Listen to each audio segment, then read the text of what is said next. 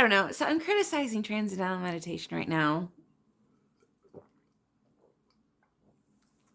But I do really like the practice. I think what it is I'm just concerned. I'm concerned about being sucked into something that just being afraid of being sucked into something that like is going to lead me down a wrong path, you know? Because I've worked so hard to keep myself out of harm. Um, you know, I have been in bad experiences in my 30s, you know, with my mental breakdown. And I've done so good at protecting myself from being in truly, truly dangerous situations. Um, and I've made it to 40 and, you know, far be it from me to get sucked into a cult now or a bad situation or just some kind of, you know, situation where it's potentially devastating towards me.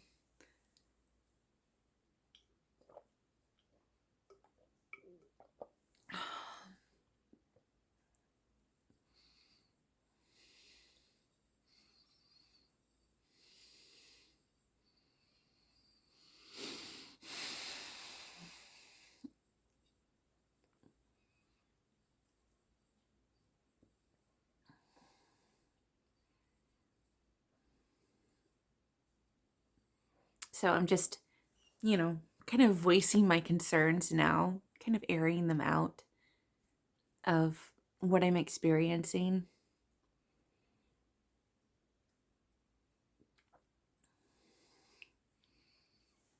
Maybe for posterity. I don't know.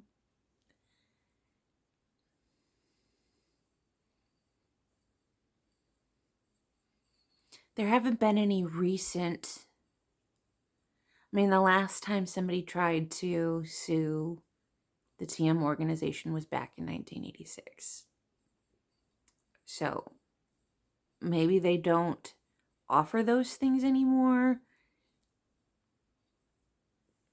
I'm not sure.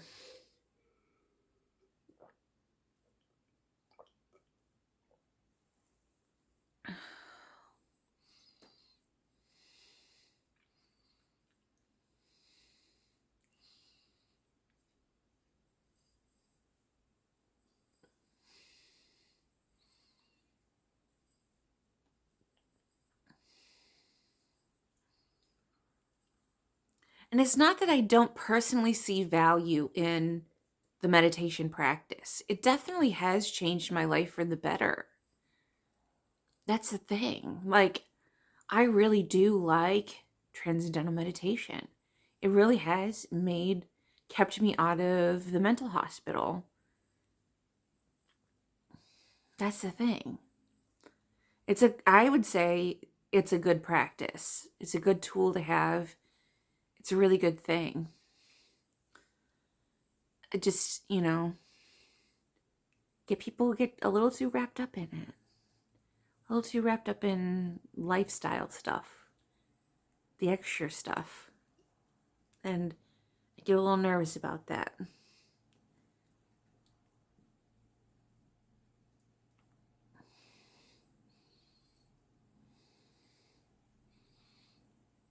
And like there is kind of this desire to connect with other people who do the practice.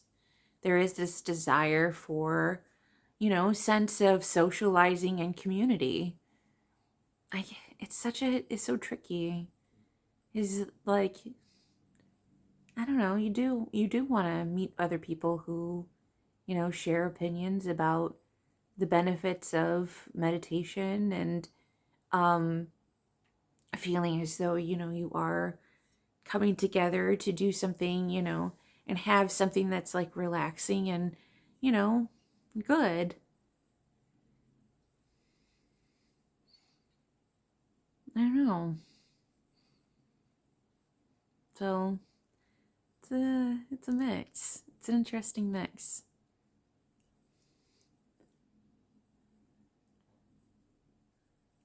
A lot of things playing on my mind right now.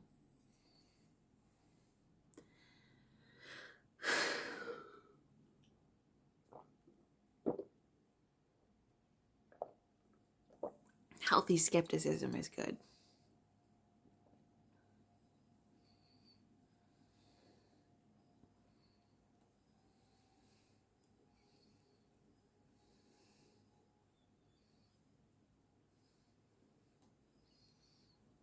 You know?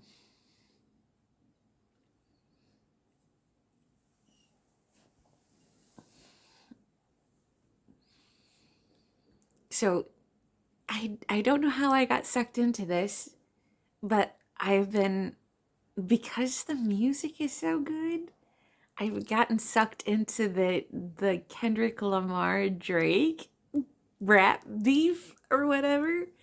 And I'm not a huge rap person by any stretch of the means. Look, I'm of the white variety. So I didn't know a whole lot about what was going on. But the more I listened and the more like I was reading some like threads on Reddit, and people were like going through the lines and like analyzing the songs, and oof. And like people were doing reactions and like reacting to different things about like certain lines of like stuff that he said, and it goes deep. It goes real deep. And at this point, like, so it's been about a week. It's been about a week since, Drake tried to respond with, Heart Part 6, which was weak at best. It was weak at best. That was probably like he came at with him and basically called him a pedophile running a sex ring, and Drake was like, I knew you were gonna call me a pedophile. I'm not really a pedophile, I guess. Nuh-uh. If I'm so rich and famous, why have I not been arrested yet? It was like, bro. Like, it was like the weakest. And like the beat isn't good for the Drake response. The beat sucked. Because like you can just feel like his tunes are catchy. His tunes are catchy. And like Kendrick Lamar's, like his tunes are catchy and fun, and he has these lines that just like get in your head. And like I listened to this latest response from Drake, and it was just it was a man defeated. It was a defeated man who was like probably sitting by himself at like 3:00 in the morning going like, yo, I gotta like figure this out. I gotta like say something. I gotta do this quick. But everybody's abandoned me, and it's just me sitting in the recording studio. What the fuck do I do?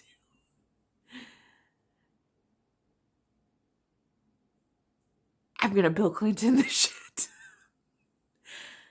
I'm gonna channel my inner Bill Clinton and be like, I did not have sexual relations with that 17-year-old girl. And it's like, dude, dude, like, are you okay? And he talked about how, because I was hearing the comments about how he was like talking about how he was not attracted to Millie Bobby Brown, and I could see like how Kendrick kind of referred to Millie Bobby Brown if you like read it as like a double entendre, but like it's sort of like gaslighting. It's kind of like, nobody actually like outright said the thing about Millie Bobby Brown. Like nobody like referred to it in like 100%. So where is he getting that from? Kind of like, oh, why are you bringing that up, Drake? Why are you talking about it, Drake? Feeling guilty? Feeling guilty, man. Feeling a little guilty.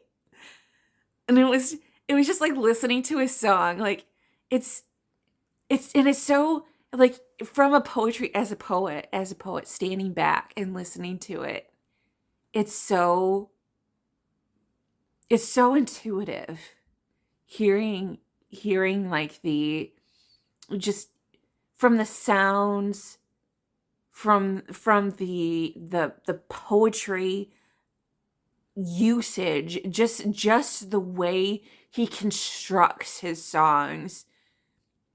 It's just so much stronger in a certain way, in that it's, I don't know, it's much more focused. It's like imposters dealing with Shakespeare. It's like Chat GPT writing your rat beef compared to literal Shakespeare. It's there's no comparison. It's sort of like trying to get AI to write your homework and not writing some meaningless like kind of vague thing about, not being specific about, because there's, I mean, what does he have? He's losing this rap. And it's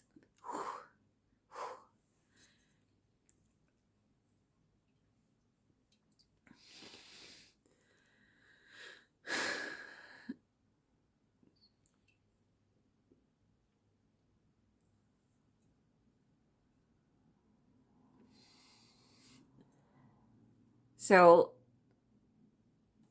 yeah, it's made me appreciate the finer points of hip hop, in that, um especially with like the catchy catchy music. It's so catchy. Like especially when you get like a really good rap beef. Like, oh my god. They're like, I guess I just haven't really like paid attention to it before. I don't know. It's I don't know, like it's just never been something that's been like part of like my awareness as maybe as a white person, or that it just like just the beauty of it is of just watching somebody get viciously taken down by words. um I don't know, it's there's something so beautiful about this modern poetry, this modern usage of poetry. And I I am in awe. I am in awe, in so many ways. Yeah, it's just incredible. It's incredible. Um,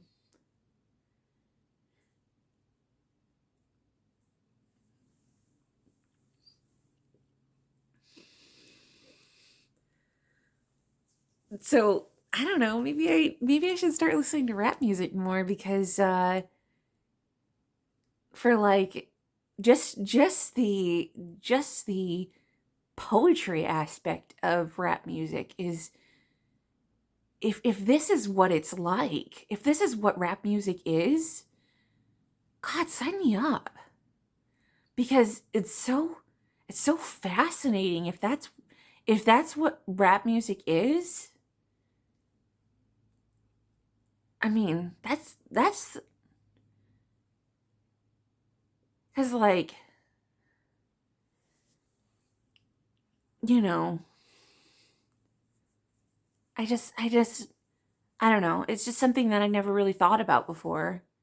I'm just like never it I just always thought it was, cuz cuz it you think about rap music and you think like, oh, it's, you hear a lot about like, especially from a feminist standpoint, about like the degradation or about like talking about like just, you know,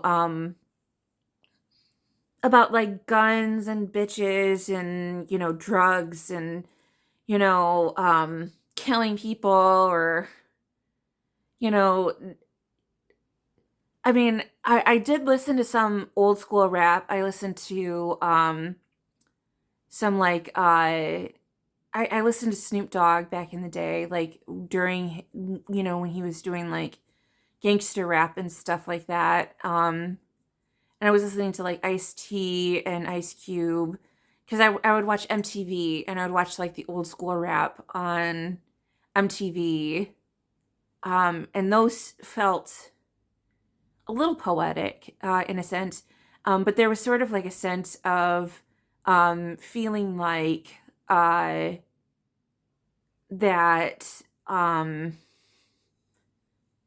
Because it was like around the time of like the LA riots and things like that. I was like probably like 8 or 9 years old, and we watched that stuff on TV, and we watched like these guys rapping about how they want to kill police officers and stuff because they don't like what they're doing to their communities and things like that. And you see stuff like you just see stuff like that, and you're just like, although my sister had a Snoop Dogg album and it was very sexual, I was like not sure about it because so I was just like trying to I was really young. So I was like, oh, should I be listening to this? I don't know if I should be listening to this. He always talked about smoking weed and stuff. But I was just like really fascinated by it when I was a kid, listening to Snoop Dogg. Um, but I don't know, you get like this idea that it's like kind of anti-woman or that it's like anti, you know, um anti whatever. Um so I think that really what I like about this whole Kendrick and Drake beef is that he's exposing Drake for, all of these like crimes that he's doing against women. And he's like, exposing him for all of these things that he's doing to, it's almost like he's defending women, and that he's like, hey, this, I never really liked this guy. This guy, he like, he, he's a predator. He fucks chicks and then hides the kids and like doesn't leaves them high and dry with these kids, and he just like leaves a trail of kids in the background, and then he like fucks teenagers and you know texts texts little kids, and he's a menace. And to me that's like, that to me is like, it's the rap version of, I hate to say it, but it's like the rap version of like, turning out your own, like really, like it's almost like, this is almost like, it's not quite like the Me Too movement almost, but it's almost like, it's almost like, the turning of the rap community of like, really exposing a lot of some really harsh truths that have been happening in the rap community, I think. Because you hear about like, Puff Daddy, and you hear about like um just stuff that's happening in the background. And I think this is the reason why people are so fed up with like celebrities and stuff. Sorry, I should take drinks. You think about like why people are fed up with like celebrities and stuff, and you just hear about stuff like how they just abuse their power, and like they're so nepotistic, and they all just like have this web, and like they just the predatory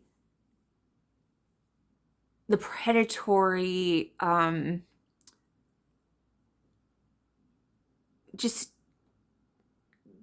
the preying on children in Hollywood, in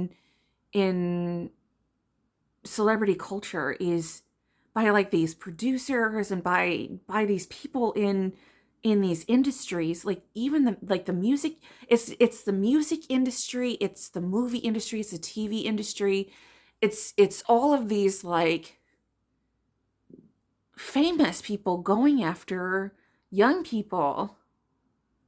And it's, I feel like, we've had it with the movie industry, with the Me Too movement. That was like a huge thing a few years ago about like sexual abuse and like mistreatment of women. And now we're getting it now in the rap industry with this Kendrick Lamar beef, which is so much bigger than just between two people. It sounds like it's so much bigger than that. But I feel like this is just going to keep happening, that we're going to keep turning out all of these people that are predators, because we let certain people get into power, and they abuse that power. And it's the problem with celebrity, really. And that's the biggest thing, is that it's the problem with allowing certain people, read that men, who get into power and get into celebrity, and they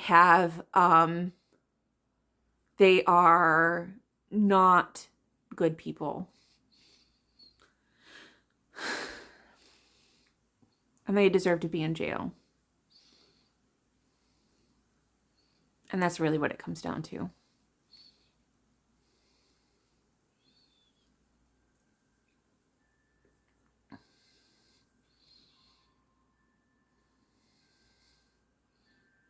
And it makes me very sad, because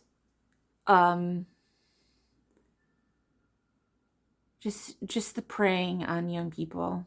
I'm just so against that in so many aspects.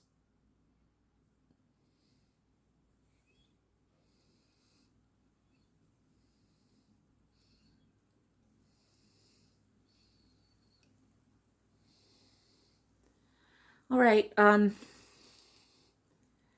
had to say a lot, apparently, about all of this. About a lot of things, apparently. Thanks for sticking with me, listening to what I had to say. Let me finish my water, and then I'll go.